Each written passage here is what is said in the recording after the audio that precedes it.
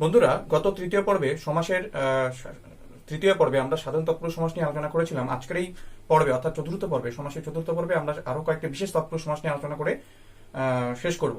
তোমরা ভালো করে বুঝে নিয়ে বাড়িতে ভালো করে প্র্যাকটিস করবে। তাহলে চলো শুরু করা যাক।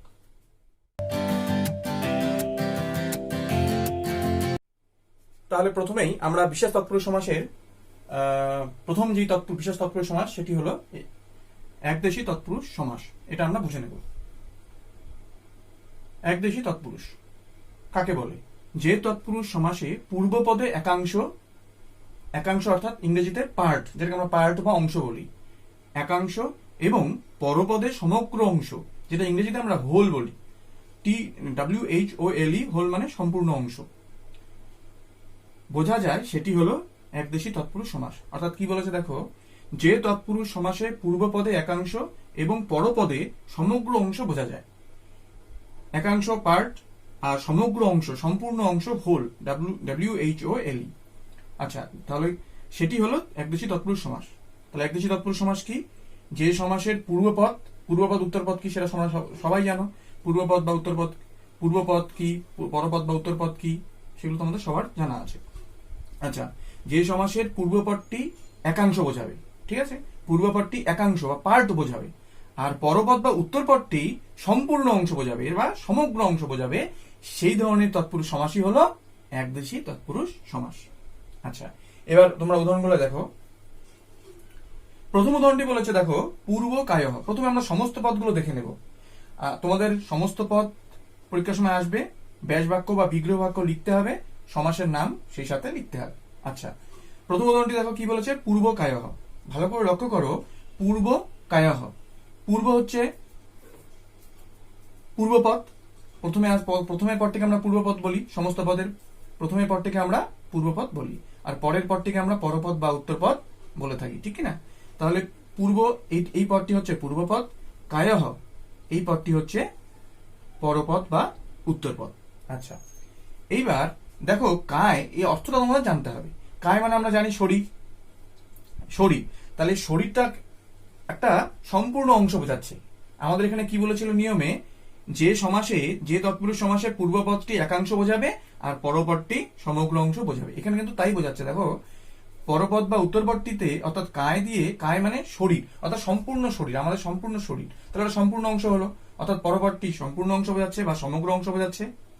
আর পূর্বপদটি পূর্ব মানে হচ্ছে সম্মুখ ভাগ, ঠিক আছে, আমাদের শরীরে সম্পূর্ণ পূর্ব মানে হচ্ছে সম্মুখ ভাগটিকে বলা হয় পূর্ব।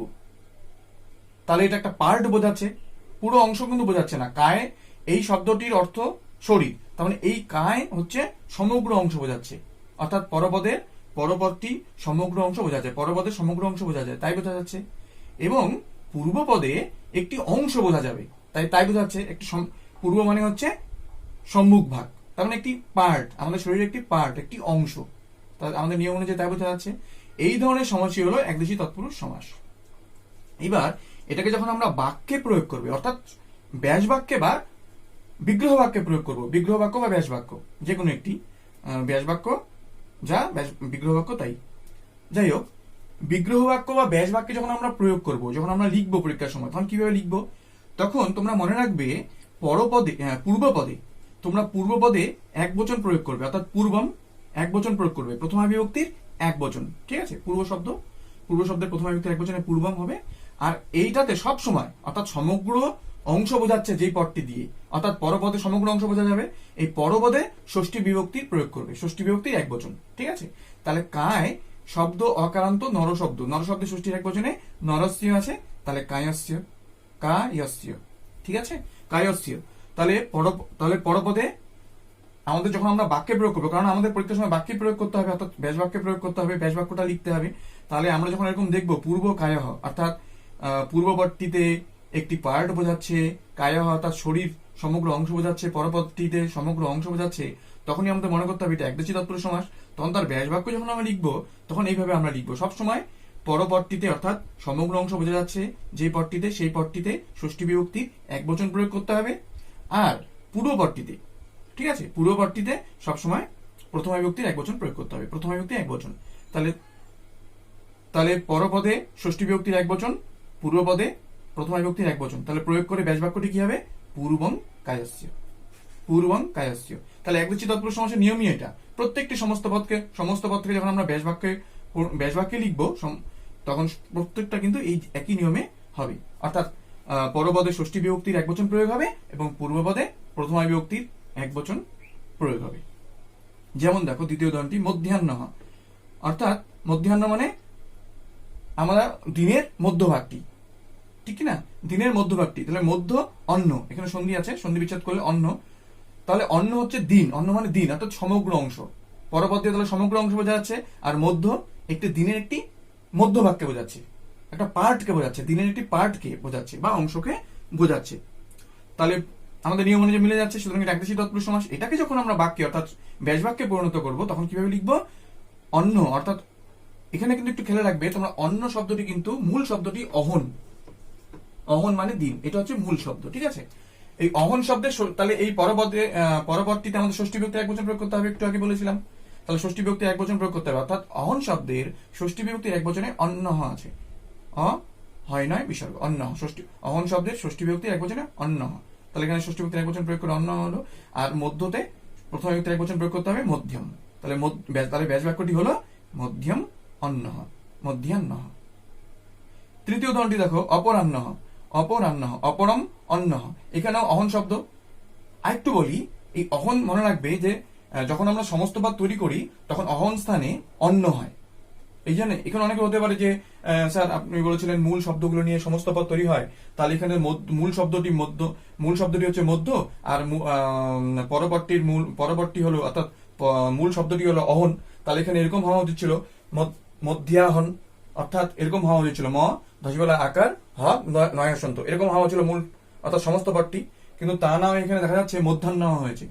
এখানে একটা বিশেষ নিয়মে এখানে অহন স্থানে সমস্ত পদে অহন না থেকে অহন স্থানে হয় অন্ন, তাই এখানে হয়েছে, ঠিক আছে? আর এখানে কিন্তু যে অহন শব্দের এখানে কিন্তু অহন শব্দের ষষ্ঠী বিভক্তির একবচনে অন্য রূপ রয়েছে, শব্দ রূপ রয়েছে, অহন শব্দের ষষ্ঠী বিভক্তির একবচনে অন্য রয়েছে, সেটা এখানে হয়েছে, ঠিক আছে? এবার দেখো মধ্যম, এটা বলা হয়ে গেল। এবার 3 নম্বর উদাহরণটি দেখো, অপরাহ্ন, এখানেও একই রকম অপরাহ্ন, এখানে হচ্ছে অহন শব্দ, অহন শব্দের স্থানে অন্ন হয়েছে, তাহলে আমাদের বুঝে নিতে হবে ওখানে অহন শব্দ আছে, অহন মানে দিন অর্থাৎ সমগ্র অংশ বোঝাচ্ছে, তাহলে পরপদে সমগ্র অংশ বোঝাচ্ছে, পূর্বপদে অপরম অর্থাৎ দিনের একটি ভাগকে বোঝাচ্ছে, অপরম মানে হচ্ছে সন্ধ্যের ঠিক আগের অংশটি অর্থাৎ বিকেলের দিকটি, এটাকে সংস্কৃতে অপরম বলে, অর্থাৎ বিকেলের সময়টা অপরম। আচ্ছা, তাহলে এটা একটা দিনের একটা অংশ, তাহলে পূর্বপদ দিয়ে আমাদের পূর্বপদে কি বোঝাচ্ছে? একটা একাংশ বোঝাচ্ছে বা পার্ট বোঝাচ্ছে, তাহলে এটা একদেশী তৎপুরুষ সমাস। এটার যখন আমরা ব্যাস বাক্য তৈরি করব তখন এরকম হবে, তাহলে পরপদে আমাদের ষষ্ঠী বিভক্তির একবচন প্রয়োগ করতে হবে, তাহলে অহন শব্দের ষষ্ঠী বিভক্তির একবচনে অন্ন, এবং পূর্বপদে আমাদের প্রথম বিভক্তির একবচন প্রয়োগ করতে হবে, তাহলে হবে অপরম, তাহলে অপরম অন্ন, ঠিক আছে? এক্ষেত্রে একটু বলি, মনে রাখবে যখন স্বরবর্ণ পড়া থাকবে তখন সবসময় মহাসন্ত প্রয়োগ করবে, অপরম অন্ন। আর এখানে দেখো ব্যঞ্জনবর্ণ রয়েছে, তাই এখানে অনুস্বার, এটুকু খেয়াল রাখবে, ব্যঞ্জনবর্ণ থাকলে অনুষ্ঠান হয়, আর পরে যদি স্বরবর্ণ থাকে তাহলে মহাসন্ত হয়। এবার 4 নম্বর উদাহরণটি দেখো, মধ্য রাত্র, তাহলে রাত্র, তাহলে মূল শব্দ হচ্ছে রাত্রি, তাহলে পরপদটি রাত্রি রয়েছে, পরপদে রাত্রি অর্থাৎ রাত্রি মানে পুরো রাত্রিটা একটা সমগ্র অংশ বোঝাচ্ছে, রাত্রির মধ্যভাগ অর্থাৎ পূর্বপদে মধ্য দিয়ে মানে সমগ্র রাত্রি মধ্য অংশ অর্থাৎ মধ্যরাত্রি, মধ্য শব্দটি একটা পার্ট বোঝাচ্ছে, সুতরাং এটাও একদেশী তৎপুরুষ সমাস। তাহলে এটার ব্যাস বাক্যটা আমরা কি করবো? রাত্রি শব্দের ষষ্ঠী বিভক্তির একবচনে কি হবে? রাত্রে। রাত্রি শব্দ হ্রস্বইকারান্ত স্ত্রীলিঙ্গ মতি শব্দের মতো, তোমরা এটা এই মতি শব্দ তোমরা 11 পড়েছিলে। যাই হোক, মতি শব্দের ষষ্ঠী বিভক্তির একবচনে রয়েছে মতে হে, তাহলে এখানে রাত্রে হে হলো, কারণ আমাদের পরপদে আমাদের ষষ্ঠী বিভক্তির একবচন প্রয়োগ করতে হবে, আমি বলেছি নিয়মে, তাই হয়েছে রাত্রে হে। আর মধ্যটা মধ্যম হবে অর্থাৎ প্রথম বিভক্তির একবচন হবে, তাহলে মধ্যম রাত্রে হে। ব্যাস বাক্যটি হলো মধ্যম রাত্রে হে, মধ্য রাত্র। এবার পঞ্চম উদাহরণটি হলো অর্ধ রাজ্যম, তাহলে পূর্ববর্তী কি? অর্ধ, পরবর্তী কি? রাজ্যম, পরবর্তী দিয়ে সমগ্র অংশ বোঝাচ্ছে, পূর্ববর্তী দিয়ে অর্ধ অর্থাৎ একটা পার্ট বোঝাচ্ছে, একটি একাংশ বোঝাচ্ছে।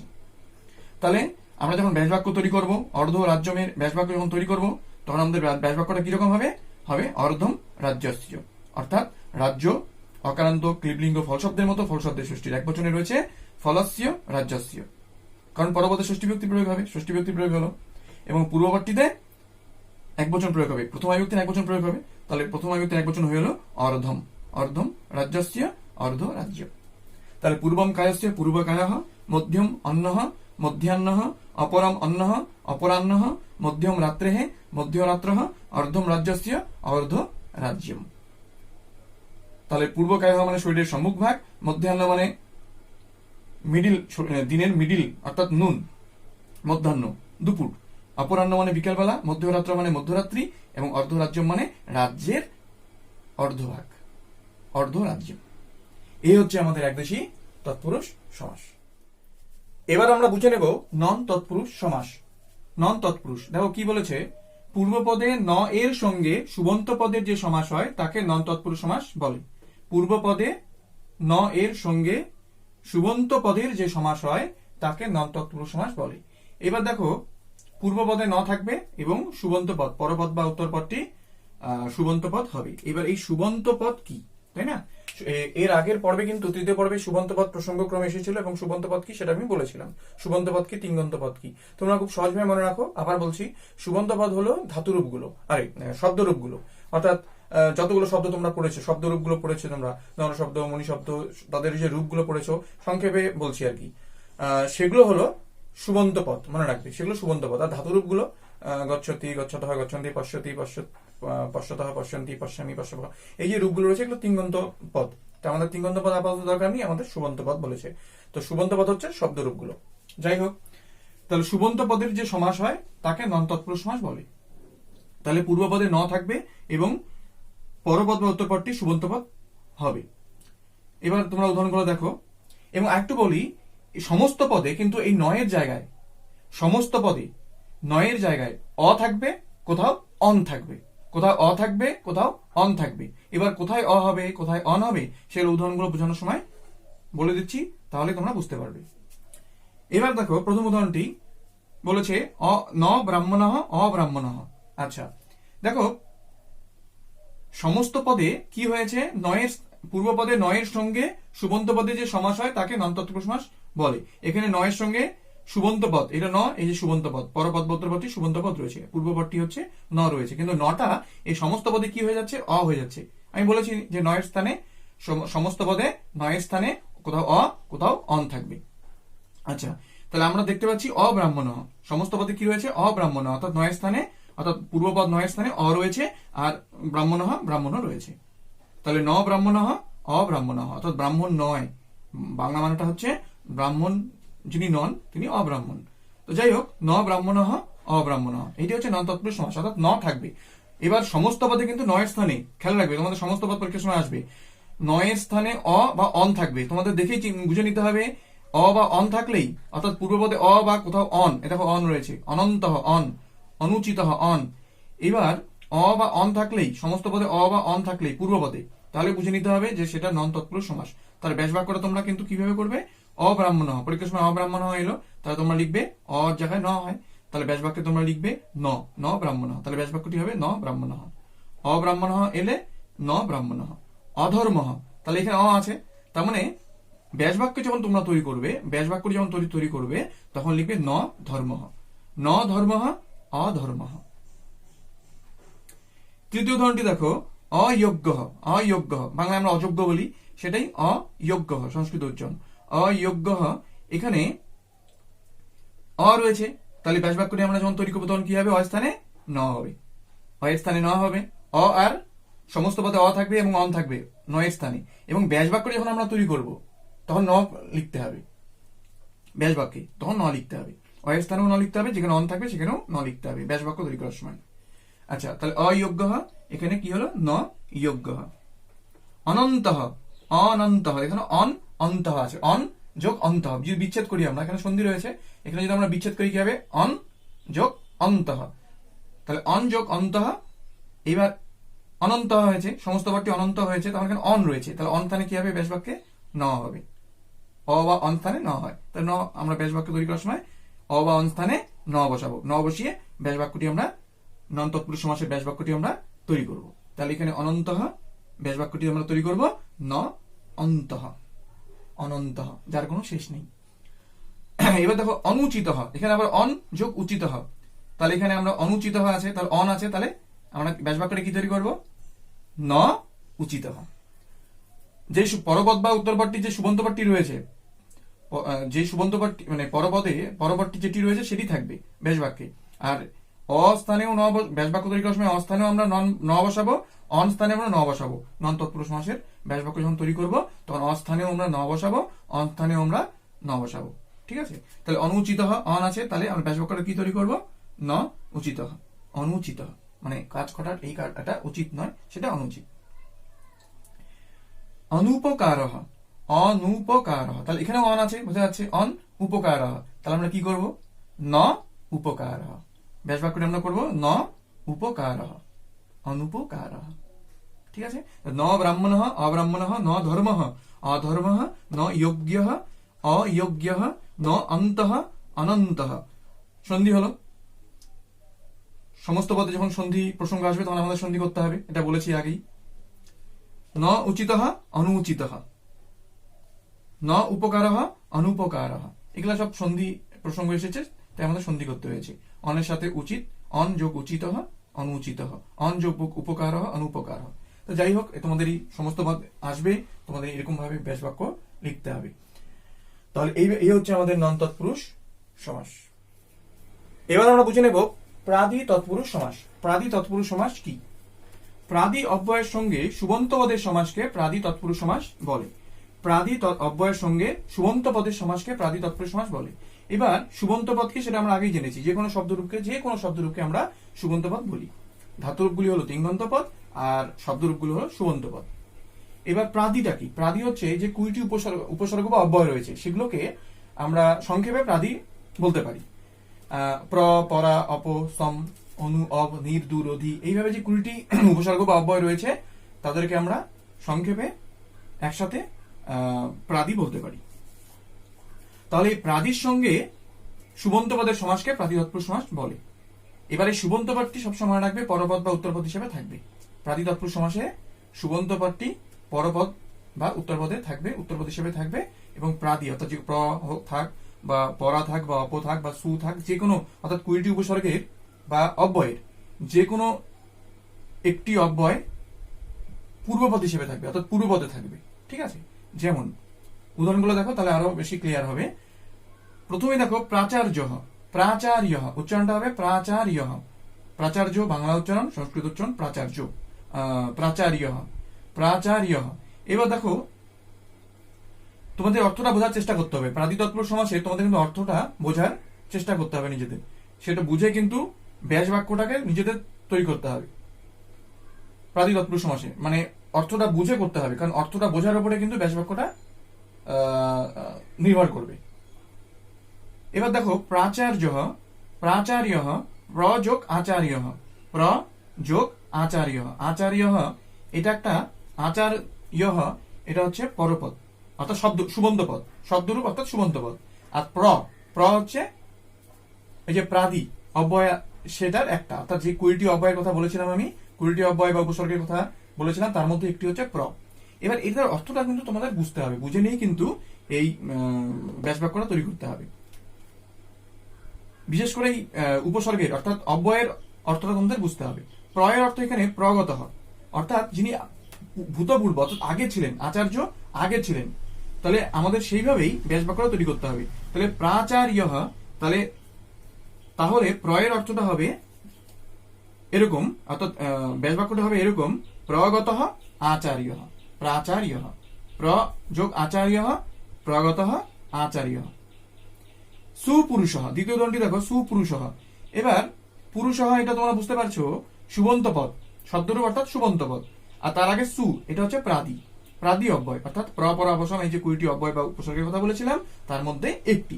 তাহলে এবার তোমাদের অর্থটা বোঝার নিজেদেরকে চেষ্টা করতে হবে। সুপুরুষ, এখানে সু এটা দিয়ে কি বোঝাচ্ছে, অর্থাৎ এটার অর্থটা কি বোঝায় সু দিয়ে? সুপুরুষ, তার মানে একজন ভালো ব্যক্তিকেই সুপুরুষ আমরা বলে থাকি। তাহলে এইভাবে আমাদের ব্যাস বাক্যটা করতে হবে। শোভনঃ পুরুষঃ, সুয়ের অর্থ এখানে শোভনঃ, শোভনঃ পুরুষঃ, সুয়ের অর্থ এখানে শোভনঃ, তাই ব্যাস বাক্যটি হলো শোভনঃ পুরুষটা পুরুষই থাকলো পুরুষহ, তাহলে ব্যাস বাক্যটি হলো শোভনহ পুরুষহ। 3 নম্বর উদাহরণটি দেখো, দুর্জনহ।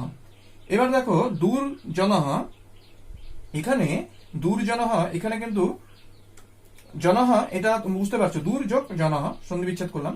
এবার এখানে এই জনহ সুবন্ত পদ, আচ্ছা তার আগেরটা দূর, অর্থাৎ এই প্রাদি অব্যয়ের অর্থাৎ 20টি অব্যয় বা উপসর্গের মধ্যে একটি হলো দূর। এবার দূরের অর্থটা এখানে বুঝতে হবে। এবার দূর জনহা কাকে বলি? খারাপ কোনো ব্যক্তিকে আমরা দুর্জন বলে থাকি। তাহলে দূর এটার অর্থটা হচ্ছে দুষ্ট, দুষ্ট ব্যক্তি। তাহলে অর্থটা আমরা করলাম দুষ্টহ জনহ, অর্থটা করে ব্যাস বাক্যটা তৈরি করলাম দুষ্টহ জনহ, জনহ জনহই থাকলো দুষ্টহ জনহ।